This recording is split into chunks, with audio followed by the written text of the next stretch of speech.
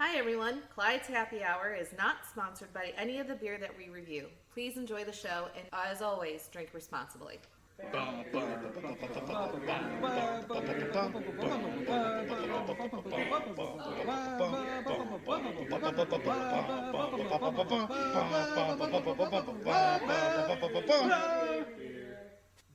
Hello everybody, welcome to Clyde's Happy Hour, home of the happy hour. I'm your beer pundit Kyle, and I'm with producer Courtney and producer Pat. Hi everybody. Hello.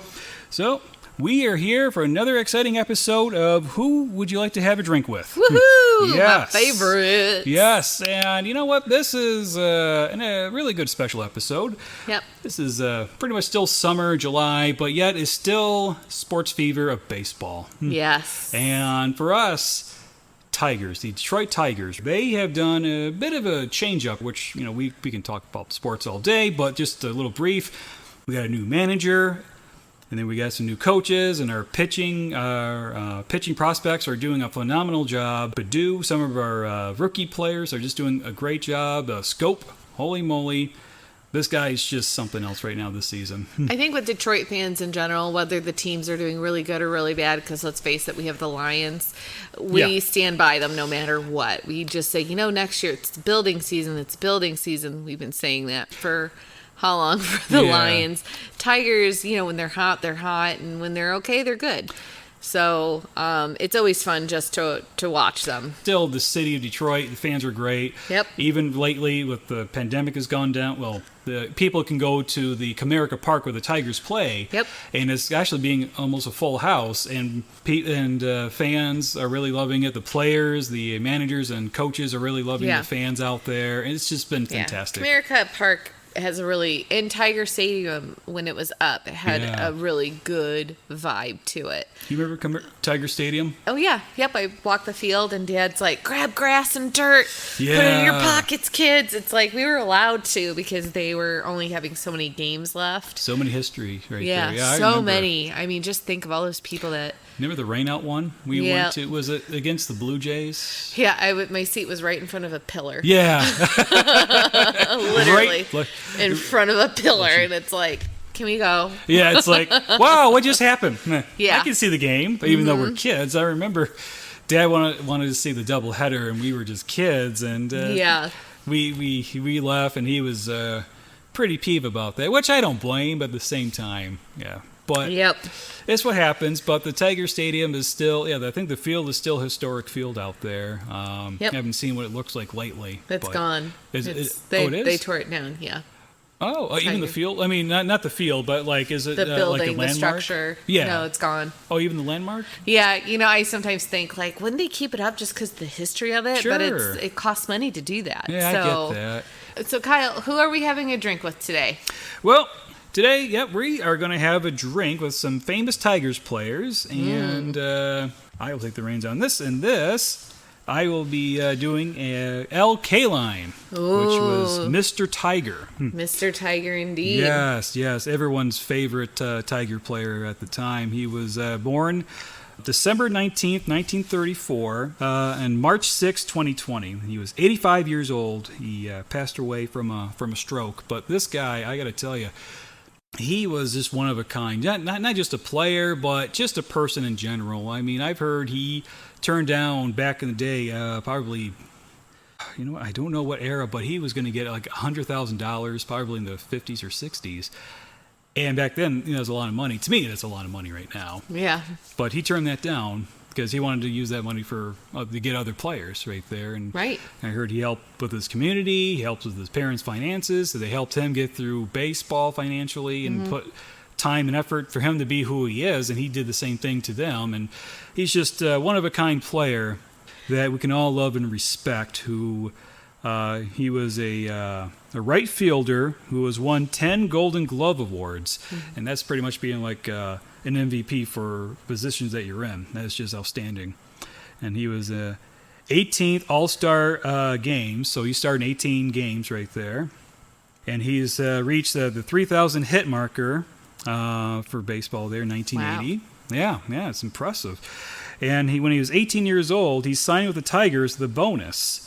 got $35,000, which is today is $338,551. Wow, that is crazy. Yes, and it was amazing. This guy never started in the minors. He just got drafted. Yeah, he went straight to the top. And that's what this new kid we're playing with, Badu. Didn't play with the minors. He did play for another team. I forget which professional team he was, but we picked him up from them. And he's just been phenomenal right there. A really great rookie, Badu. Well, and another thing about Al Kaline is, he came from a very, very poor background. He was the first person in his family to graduate high school. Oh, wow, and the reason he was able to pass high school in school is like the teachers kind of helped him because he had trouble in school with learning. He probably was a hands-on learner, but he was so good at baseball, they wanted him to have a chance at that. So he graduated high school and then went to the major leagues. Yeah, I mean, holy moly, what was it? He was the youngest at the time for a battle title at the age of 20 to reach 340. Wow. And that is incredible. I mean, that is not easy right there. I mean, you got to have literally eye of a tiger. Yep. And, being named after your team, Mr. Tiger, that just shows all how good you are. Yeah, and he was just a good person inside and out. He married his high school sweetheart, and they had kids. And, it's just it's just so cute to hear those stories. Oh, it is. He played for the Tigers for 22 seasons right wow. there. That is... Yeah, that's quite a bit. For baseball, that can take a lot out of you right there. You just don't know what could happen all of a sudden right there. Something could snap or break. Yep. I mean, I give this guy so much credit right there. I mean, we all do. He was it. He was our guy right there. I think our dad, he went to a Tigers fantasy camp, didn't he? Yeah, twice. Was Mr. Tigers Al Kaline kind of the director of it? He was the director of the program, but then the year that Dad went, they had a falling out. Oh, right. So the Detroit baseball company was saying, you can use our name, but we're not affiliated. Yeah. So Al Kaline wasn't a part of it the year Dad went. Right. Oh, that was one big reason Dad wanted to go. Sure. That's Dad's one of his all-time favorite players. And so recently this year in the summertime, kind of beginning of spring or summer, I went to this grocery store and I saw this beer called Mr. Tiger at Whitaker's Hat Brewery Company in South Lyon. They have really cool cans. Yes, they do. It was really cool. It's a tiger stripe. Same tiger stripe, except it's purple and green. Right. But it has number 6. That was his number. This is Al Kaline, or Mr. Tiger. It was just, I couldn't believe it. I kind of second-guessed myself. I'm like, oh, wow, I didn't know they do that. Well, and what I like about Witch's Hat Brewery is they're all about local. So they promote a lot of the Tigers players. And just local vendors, which is really, really cool. Yeah. In fact, the way the grocery store had this set out, they had peanuts next to this. Yeah, right next to Al Kaline's beer right there. Peanuts and Cracker Jacks right there, 7 ending. I'm like, that's cool. That's pretty cool. Cute. Yeah. So they don't sell it right now. Well, seasonal beer. So even though the Tigers are still playing, I think it's just pretty much like early spring. Sometime in the summer that ends, maybe around June. And who knows if it will be out next year? It could Yeah. just be because he passed away in 2020. Yeah, 2020. Yep. An homage to him. Hopefully they have it back next year because it just gives that was really Tiger season feel. But this beer is interesting. It's actually a Pilsner, and it's Czech Republic style kind of beer, which is still around today. And this is a type of beer in Europe around there that's good for even when it's warm. You don't have to have it too cold, but say if you have it cold in the refrigerator and you left it out for a little bit too long, you haven't drank it all, but it's still good. Nice. Still good when it's still warm. So, yeah. I thought to get that out there. So that was my Tigers player right there, Al Kaline. So, Courtney, who would you like to have a drink with? I'm a bit heated about this one. Uh-oh. I'll get to that at the end. I'm going to need your Clyde Happy Hour people to get on this to help me. So, Lou Whitaker. Sweet Lou was his nickname. He was a second baseman for Detroit Tigers from 77 to 95. Wow. Oh, okay. In 78, he won the American League Rookie of the Year. He was a 5-time MLB All-Star in 83, 84, 85, 86, and 87. 84, baby. Won 4 Silver Slugger Awards. Won 3 Gold Glove Awards. A good, hilarious story, when he was going to one of the All-Star games, he forgot his uniform. It was in 85. Really? And what he did, he just bought a mesh hat that was there and a blank Tigers jersey. And they don't know if he wrote it or if he had a fan take a marker and write the number 1. His number was 1 right on it. And people at the Smithsonian Museum heard about what happened, and they asked him if they could have that jersey, and it's at the Smithsonian Museum. Oh, New York. For people to look at, because they just thought, here's this guy, he forgot his uniform, he made one, and yeah, that's a cheap way. I like it. I like that. Yep, creative. Right on the spot. We've all been out. there. Oh, we've all been there. So he was just a really, really fantastic player. So his shortstopman was Alan Trammell, and they were comprised of the longest running double play players in MLB history for 19 seasons. Whoa. So they started at the same time and ended at the same That's time. rare. And they were both very, very, very could good. use that right now, they worked very well with each other. Whitaker was a very aggressive second baseman. He just caught whatever was shot his way. He was just something else, and he was a good hitter. 95, he retired. Okay. He did coaching, like batting coaching for the Tigers. Oh, wow. Still in Philly. Oh, wow. Until 2009. And then in 2010, the Tigers and him just parted ways. And they're finally going to retire his number this year, which should have been done a long time ago. Yeah, true. What gets me mad is that he is just a good person. He's done a lot for the team. He was a great player. Him and Alan Trammell, I mean, they were just great. Alan Trammell is in Baseball Hall of Fame, but not Lou Whitaker. Wow. So it's like, well, why?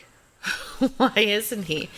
And so it's funny because I was talking to Dad about it, and Dad has actually written letters to the Copperstown Hall of Fame and to the just like you can go to DetroitTigers.com and write a comment to them. Yeah. He's been doing it, and he's actually gotten letters back saying, yes, you're right. We want to do a statue and get him in the Hall of Fame and all this stuff. Huh? Mm-hmm. I said, how charming. Yeah. Yeah.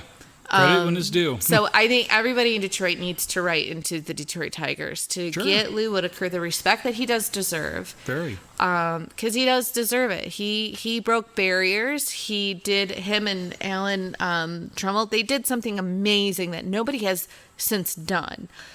He should be in the Hall of Fame with Alan Trammell.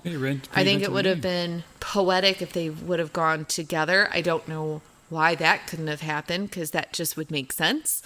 So I know I'm going to be writing in. I definitely will too. Yeah. To support Lou Whitaker. Yeah. Hall of Fames are kind of an odd thing. It is. I was reading about it. Yeah, it's I don't weird. want to get too far off topic here. For example, the Rolling Stones are not in the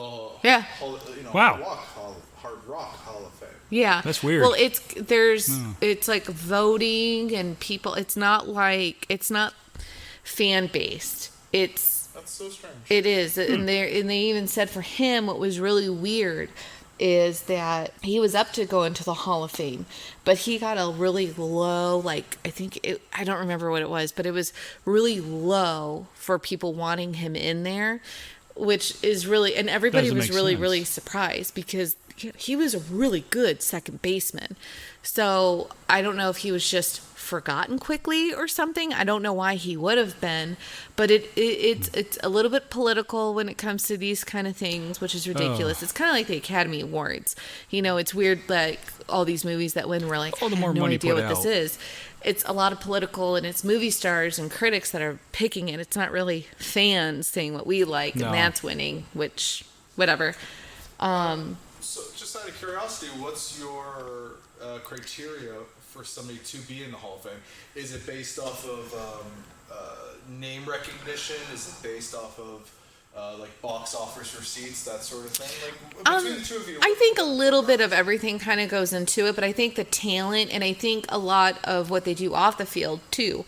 Because especially nowadays, a lot of these players don't really get back to the community. No, they don't. They're annoyed by the community sometimes, it feels. And back in the day, it was very much like they gave back to the community. Not saying that they have to pay for everything, but just going out and playing with kids and showing them how to bat on free time and stuff, or helping at a basketball camp for kids. Or fundraiser just being nice to people choice. Around you. I take that. I like hearing that about super athletes when they just seem like a normal person.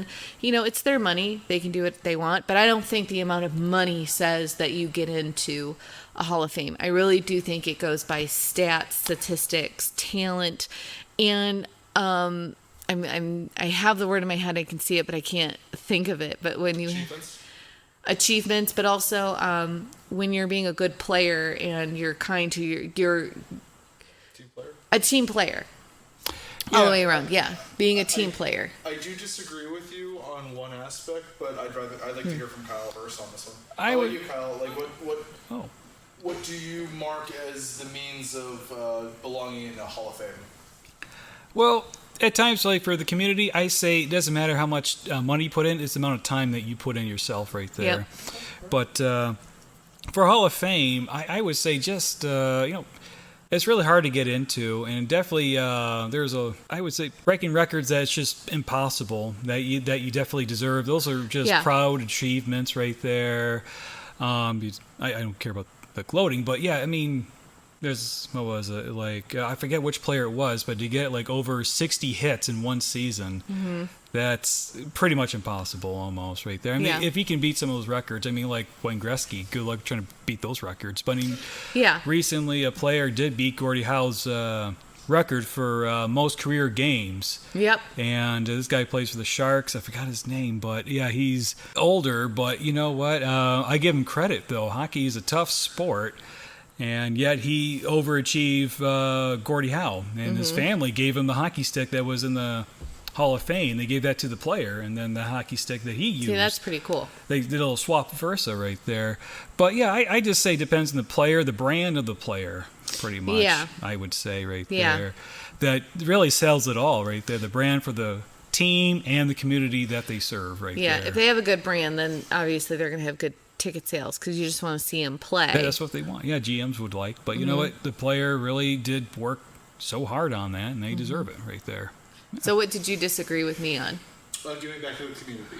Yeah. And that's not necessarily because I don't think they should give back to the community. It's just that if we're talking about their achievements in whatever field they are in, it becomes irrelevant what they do for the community. And again, I'm not trying to say it like I'm an asshole. An example, Hulk Hogan's a notorious bastard. Right. He's a horrible person, but does he belong in a wrestling Hall of Fame? Yes. Yeah. Because he's done a lot for wrestling in general. So, again, but the idea is, like, he's a bad person. Does that really mean that he doesn't belong there? I don't think it does. No, but I understand where you're coming from, but that's just it. I think when somebody's going into a Hall of Fame, they're going into the Hall of Fame because of their talents. I think, it goes on merits, too. They don't have to give their all to the community, but I think some merit does play into it. But the beer I picked was also by Witch's Hat. They try to use a lot of local things. So this beer is called Vanilla Latte Sweet Lou, and it has a picture of number 1 and stuff on it. And what it says, this is a Vanilla Latte Sweet Lou, is a beautiful balanced milk stout with coffee, vanilla, and lactose, brewed with the finest vanilla we could find and fresh roasted directly traded coffee bean from our good friends at Hyperion Coffee Company, which they are actually local too, which I really like. Also vanilla, and like I said, coffee. So I will give it a good taste. Here we go. Ooh. Beer face. Yep. It's really strong. It feels like I just probably ate like a mini handful of coffee beans. I like the aftertaste. It's pretty strong. Taste of vanilla? Beer. I do taste the vanilla. Okay. I do. I think this is a vanilla mocha? 6.5%. Oh, wow. It's Okay. not like mocha-y. It's more vanilla Right. than mocha. It's like French vanilla coffee creamer with coffee. Yeah. But it's not bad. Okay. So, in a side note about Witch's Hat Brewery, they actually have somebody there that blows glass to make specialized mugs. And then you can keep it there at the bar. I read that on their website today. So go check them out because Oh that my sounds gosh. pretty cool. So that was it for Lou Whitaker. But like I said, if we could get people just to write into the Tigers and to the Cooperstown Hall of Fame, just to show our support for him because he should be there. He's earned his spot. Yep, for the love of the sport, yeah. Yes, he has. He's an awesome player. So thank you for giving us those great years. Kyle, do you want to take us home? Thank you, everybody, for listening. Please like and subscribe and leave a comment. And as always, drink responsibly. Thank you. Have a good night. Have a good night, everybody. See ya. Bye. Leave us comments.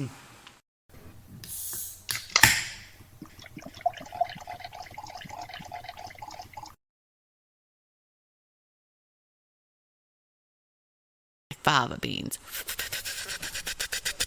Hyperion.